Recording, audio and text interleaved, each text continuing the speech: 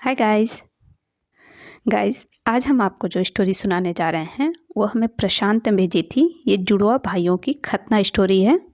जुड़वा भाइयों की खतना स्टोरी स्टार्ट करने से पहले आप सब मेरे चैनल पर नए हैं तो चैनल को सब्सक्राइब कर लें और पास में लगे बेल आइकन को भी प्रेस कर दें ताकि हमारे हर नए वीडियो की नोटिफिकेशन आपको मिलती रहे। और स्टोरी आपको कैसी लगी हमें कमेंट में ज़रूर बताइएगा और स्टोरी को लाइक और शेयर भी कीजिएगा। और आप सबके पास भी अगर कोई स्टोरी है तो आप हमें ईमेल कर सकते हैं। ईमेल मैंने इस वीडियो के डिस्क्रिप्शन में ऐड किया है तो आप वहाँ से चेक करके मुझे ईमेल कर सकते हैं। तो चलिए स्टार्ट करते हैं जुड़वा भाइयों का खतना। प्रशांत कहते हैं आज मैं अपनी 5वीं खतना स्टोरी शेयर करने जा रहा हूँ। और स्टोरी स्टार्ट करने से पहले जन्नत मैडम मैं आपसे कुछ गुफ्तगू करना चाहता हूँ। ओके। प्रशांत कहते हैं हम अपनी ज़िंदगी में कई रास्ते से गुजरते हैं और बहुत कुछ सीखते हैं। कोई अपने होते हैं उन्हें हम सिखाते हैं। जन्नत मैडम मैं ये बात उन लोगों के लिए कह रहा हूँ जो आपके कमेंट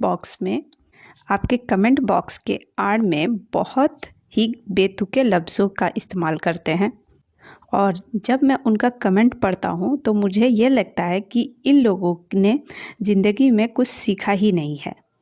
किसी जानवर की तरह सिर्फ जो अपने में आए वही बोलते हैं और ये भी नहीं सोचते कि हमारे गलत लफ्ज़ों का किसी के दिल पर क्या असर होगा। चलिए कोई बात नहीं, कहते हैं ना हाथ की सारी उंगलियां एक जैसी नहीं होती हैं, इसलिए इग्नोर।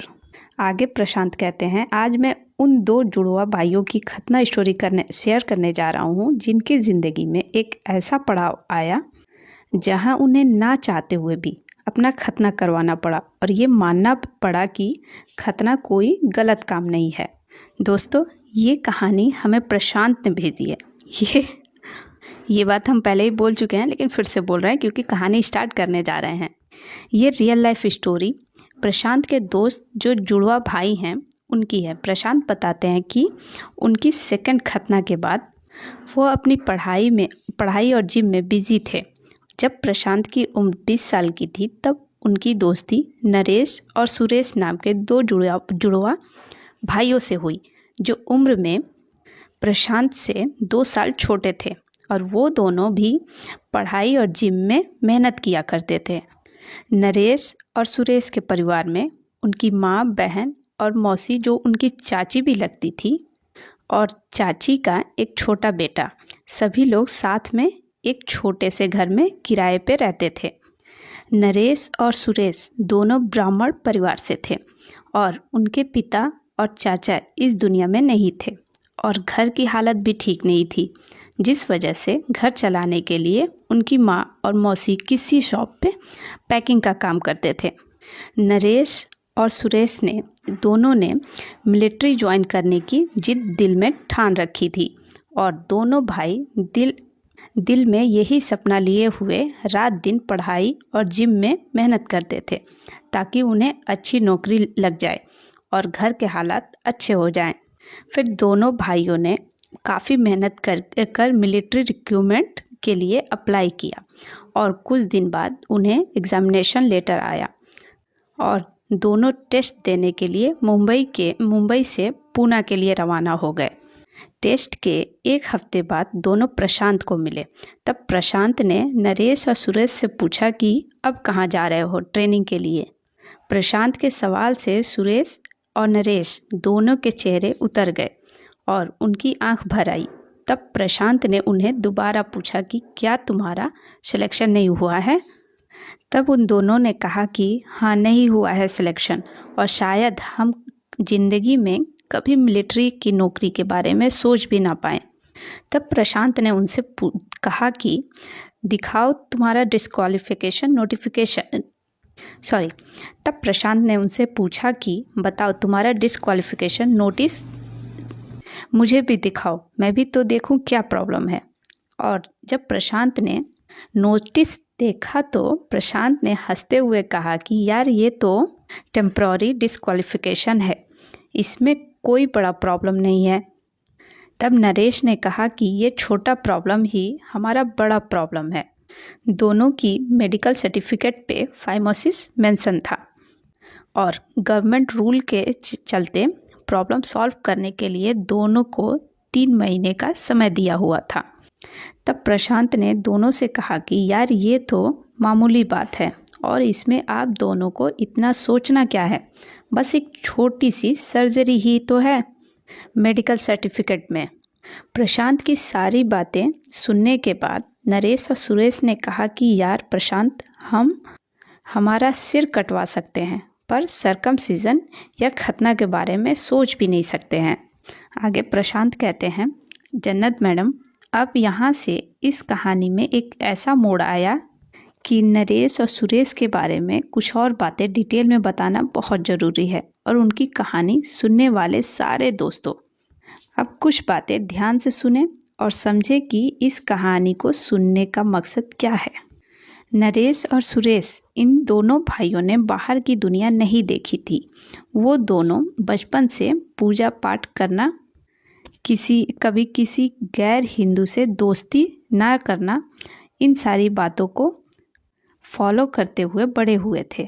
और एक बात कि दोनों लंगोट के पक्के थे, यानी कि ये दोनों भाइयों ने आज तक अपने प्राइवेट पार्ट को, यानी कि अपने पेनिस को सिर्फ सुसु करने के लिए यूज़ किया था, ना कभी मास्टरबेशन, ना कभी कोई सेक्स रिलेशन। बेचारे दोनों बहुत ही सादे और दिल के भले थे। उन्होंने एक दोस्त के साथ पोर्न मूवी के पोस्टर देखे थे जिनमें पोर्न स्टार के पेनिस देखे थे जो खतना किए हुए थे, और उनके दिल में ये बात किसी ने डाल दी थी कि गलत काम करने के लिए खतना किया जाता है।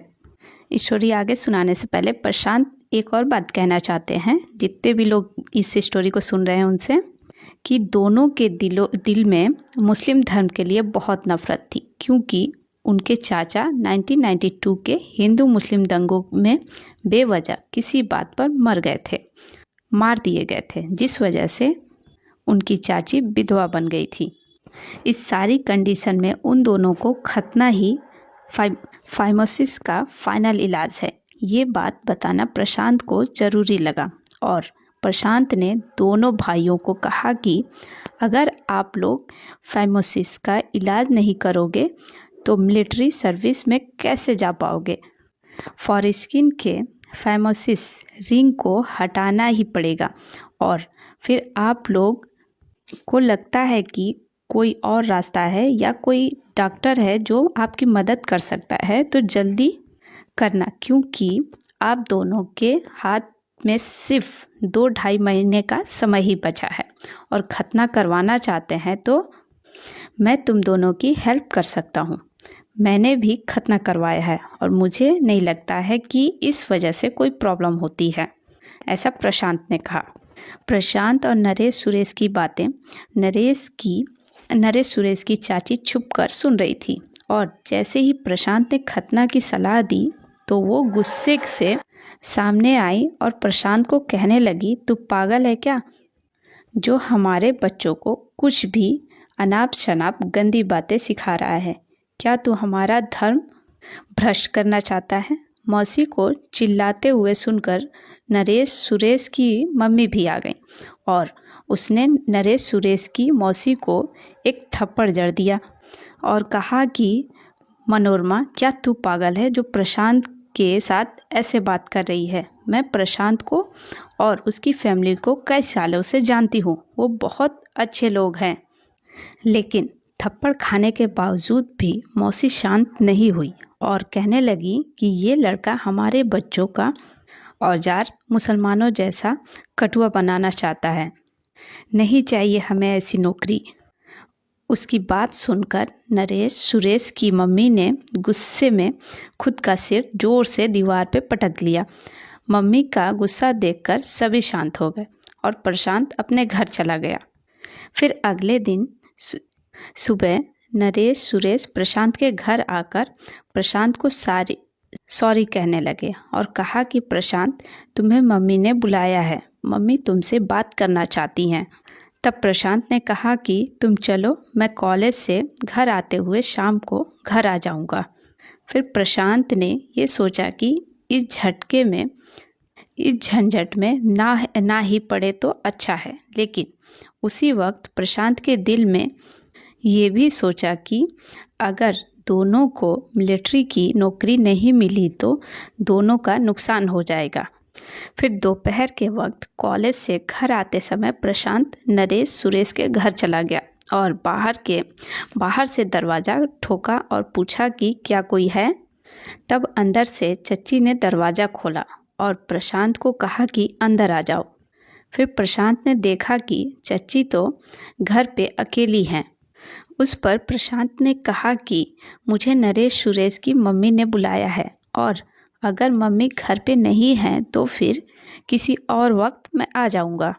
ये कहते हुए प्रशांत नरेश सुरेश के घर से निकलने लगा। तब चाची भागते हुए पीछे से आई और प्रशांत को रोकते हुए सॉरी बोलकर रोने लगी और बोली कि प्लीज़ कल के लिए मुझे माफ़ कर दो। कल जो कुछ भी हुआ तब से घर का कोई भी सदस्य मुझसे बात नहीं कर रहा है। तब प्रशांत ने कहा कि कोई बात नहीं, एक्चुअली नरेश सुरेश को खतना यानी सर्कमसिजन के बारे में पता नहीं था, इसीलिए मैं उन्हें बता रहा था।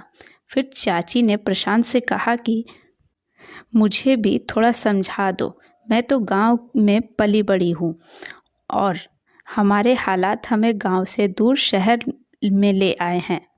तब जवाब में प्रशांत ने चाची से कहा कि नरेश सुरेश की एक छोटी सी सर्जरी होगी और उन्हें मिलिट्री सिलेक्शन में जो दिक्कत आ रही है वो ख़त्म हो जाएगी। तब चाची ने कहा कि उन्हें कौन से मिलिट्री में जाना है। तब प्रशांत ने कहा कि आप नहीं समझोगी, जिसका होता है वही उसके फ़ायदे समझ सकता है। ये कहते हुए प्रशांत नरेश सुरेश के घर से निकलने लगा। उतने में नरेश सुरेश की मम्मी और नरेश सुरेश घर पर आए। घर पर आते ही मम्मी ने चाची से कहा कि प्रशांत के लिए चाय बनाओ, मुझे प्रशांत से कुछ ज़रूरी बात करनी है। फिर नरेश और सुरेश की मम्मी ने प्रशांत के घर वालों का हालचाल पूछा और बोली, बैठो बेटा, मेरी छोटी देवरानी की वजह से कल तुम्हें कोई बात बुरी लगी हो तो मैं उसकी तरफ से माफ़ी मांगती हूँ। क्या करें, बहुत ही छोटी उम्र में विधवा हो गई थी, थोड़ा संभालना पड़ता है। फिर उन्होंने प्रशांत को पूछा कि क्या तुम्हारा भी खतना हुआ है और तुम्हारे खतने की वजह क्या थी प्रशांत।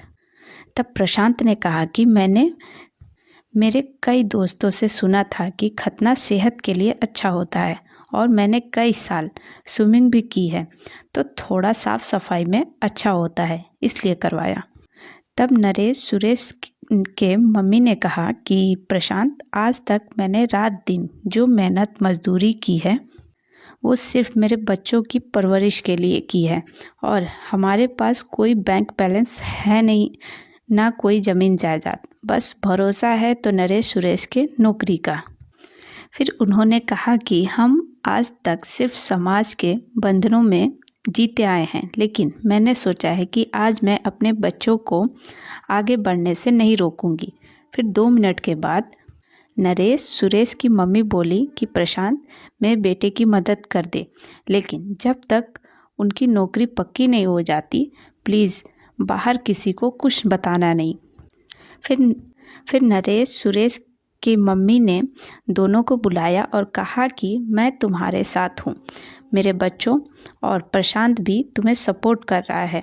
और फिर मम्मी ने कहा कि तुम लड़के लोग मिलकर सोच लो कि आप अपना रास्ता कैसे निकालते हो। और ये कहते हुए नरेश और सुरेश की मम्मी रसोई में चली गई।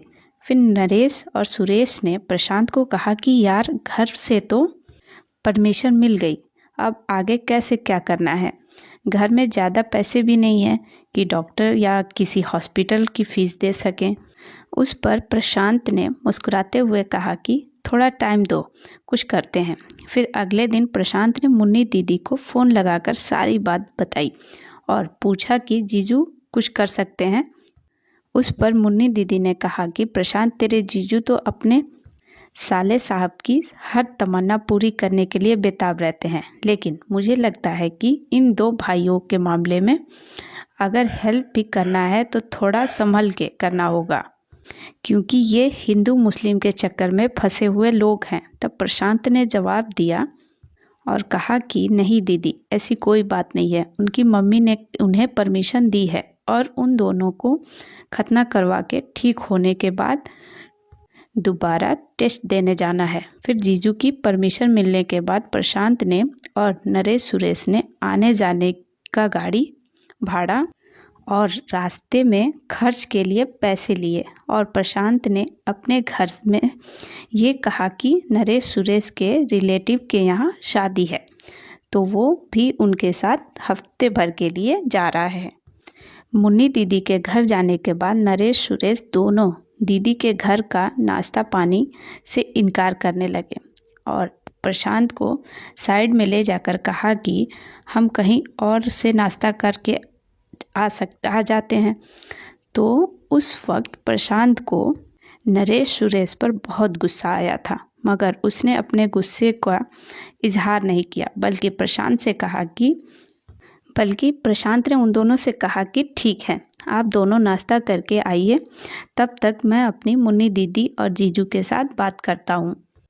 फिर जैसे ही प्रशांत जीजू और मुन्नी दीदी के रूम में गया, वैसे ही जीजू ने हंसते हुए पूछा, कैसे हो प्रशांत, और खतना वाले ख्याल से बाहर निकले कि नहीं। प्रशांत ने जीजू को गले मिलते हुए कहा कि जीजू, आपने तो मेरे बुल्ले को मास्टरपीस बना दिया। तब जीजू ने कहा, जरा दीदार तो कराओ, देखूँ तो मेरी मेहनत कैसे रंग लाई है। प्रशांत ने तुरंत जीजू और मुन्नी दीदी को पैंट के जिप खोलकर अपना खतना दिखाया और जीजू ने प्रशांत के बुल्ली को घुमाकर देखा और कहा, इसे कहते हैं असली खतना। फिर प्रशांत ने नरेश सुरेश के बारे में कहा कि बेचारे दोनों बहुत भोले और गरीब हैं। जीजाजी, आप कैसे भी करके इन दोनों को ठीक कीजिए ताकि इनकी प्रॉब्लम सॉल्व हो जाए और इनका मिलिट्री रिक्रूटमेंट हो जाए। तब मुन्नी दीदी ने कहा, हम तो उन्हें हेल्प ज़रूर करेंगे क्योंकि तुम उन्हें साथ लाए हो। नहीं, इन हिंदू मुस्लिम की नफ़रत करने वालों को शायद हम घर में रुकने भी ना देते। उस पर मुन्नी दीदी को जवाब देते हुए जीजू ने कहा कि नहीं, उनमें उन दोनों की कोई गलती नहीं है। उन्हें बचपन से जो सिखाया गया है वो दोनों वही तो बोलेंगे और जब वो मिलिट्री में जाएंगे तो धर्म, मजहब या इंसानियत क्या होती है ये अपने आप समझ जाएंगे। उतने में कुछ देर में नरेश सुरेश नाश्ता करके आ गए। तब तक जीजू ने उन्हें बैठने के लिए कहा कि बताइए क्या कर सकता हूँ मैं आपके लिए। जवाब में दोनों ने जीजू से शर्माते हुए, गर्दन झुकाते हुए कहा कि प्रशांत ने कुछ बताया नहीं क्या आपको। तब जीजू ने कहा, बताया तो है, और क्या आप तैयार हो, डरोगे तो नहीं। तब दोनों भाइयों ने कहा कि बचपन से इतनी गरीबी और बुरे हालात देखे हैं कि अब हमारे पास नौकरी पाने के सिवा कोई दूसरा रास्ता नहीं है। तब जीजा जी ने कहा कि दोनों के पेनिस को एक बार देखना पड़ेगा ताकि आपकी प्रॉब्लम समझ में आए। और फिर जीजू ने दोनों को अपनी अपनी पैंट उतारने के लिए कहा और उनके पेनिस को देखते हुए कहा कि आप दोनों की स्किन तो पूरी तरह से पेनिस ग्लैंड्स में चिपकी हुई है और खुलने की तो कोई गुंजाइश ही नहीं दिख रही है। कोई बात नहीं, आप दोनों भी कल अपने नीचे के बाल ठीक से सेव कर लेना और आप दोनों की खतना मेरे उस्ताद जमाल रब्बानी करेंगे और उन्हें असिस्ट मैं करूँगा। फिर दोनों भाइयों के लिए जीजू ने जहाँ रहने का इंतज़ाम किया था दोनों वहाँ चले गए। उसके बाद प्रशांत ने जीजू से पूछा कि आप इन दोनों का खतना क्यों नहीं कर रहे हो। तब जीजू और मुन्नी दीदी ने हंसते हुए कहा, बुल्ली के परेशानी के साथ इनके दिमाग की परेशानी भी ठीक होने वाली है। जीजू और मुन्नी दीदी की बात प्रशांत की समझ में नहीं आई। तब जीजू ने कहा, सब समझ जाओगे, थोड़ा सब्र रखो प्रशांत। आगे प्रशांत बताते हैं कि रब्बानी साहब ना कि सिर्फ हकीम थे बल्कि वह अपने वक्त के ब्रिटिश ज़माने के काफ़ी पढ़े लिखे इंसान थे और उन्होंने अपनी ज़िंदगी में एक मेडिकल कॉलेज के सीनियर प्रोफेसर के तौर पर गुजारी थी और कई लोगों को उन्होंने पढ़ाया था।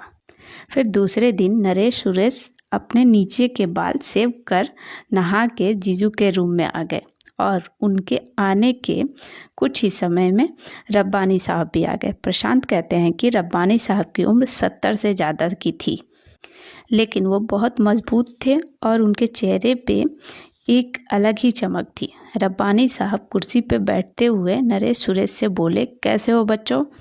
उस पर दोनों ने कहा कि हम ठीक हैं सर। फिर रब्बानी साहब ने कहा कि ज़रा मुझे अपना मेडिकल सर्टिफिकेट दिखाना। फिर पेपर पढ़ते हुए रब्बानी साहब ने जीजू से कहा, क्या तुमने दोनों को चेक किया? तब जीजू ने कहा, हाँ।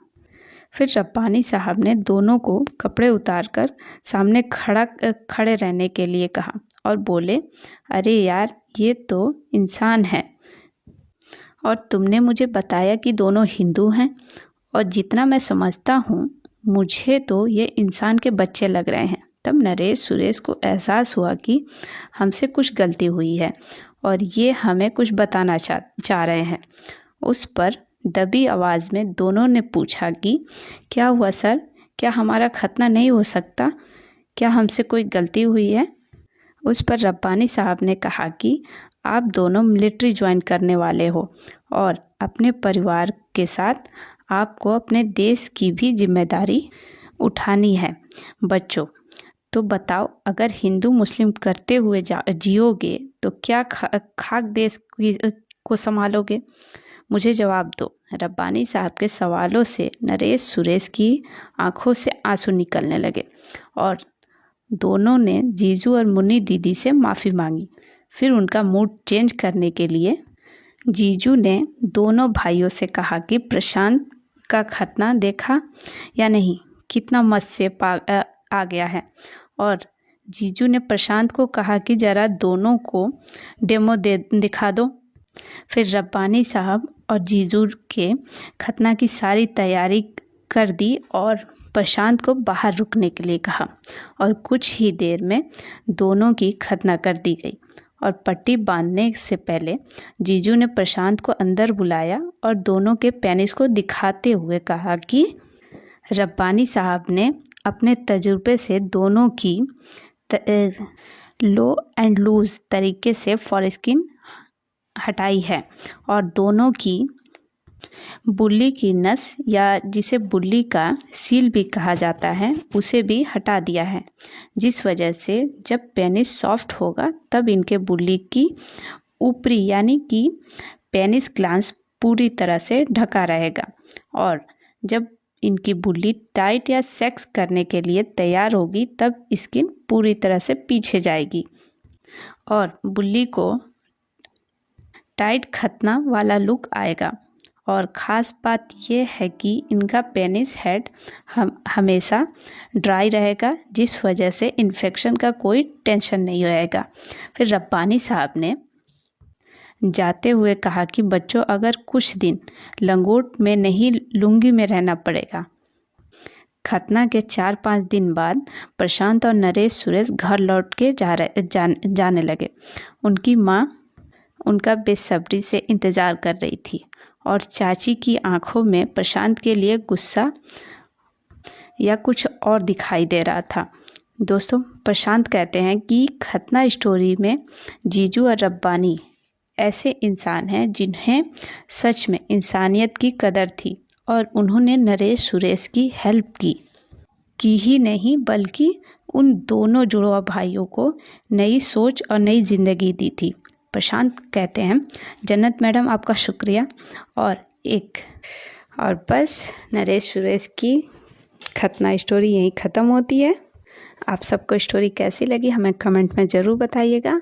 और प्रशांत ने आप सबसे, जितने लोग स्टोरी सुनने वाले हैं खतना की, उन सबसे पूछा है कि वो एक और स्टोरी सेंड करना चाहते हैं जो नरेश सुरेश की विधवा चाची की है, जो कि बहुत सेक्सी वर्ड यूज़ करती हैं। ऐसी कोई स्टोरी है उनके पास, वो सेंड करना चाहते हैं। क्या आप लोग सुनना चाहते हैं? अगर सुनना चाहते हैं तो प्लीज़ कमेंट में लिखिएगा यस प्रशांत। आप स्टोरी सेंड कीजिए। ओके, और चलते चलते अगर आप सब मेरे चैनल पर नए हैं तो चैनल को सब्सक्राइब कर लें और पास में लगे बेल आइकन को भी प्रेस कर दें ताकि हमारे हर नए वीडियो की नोटिफिकेशन आपको मिलती रहे।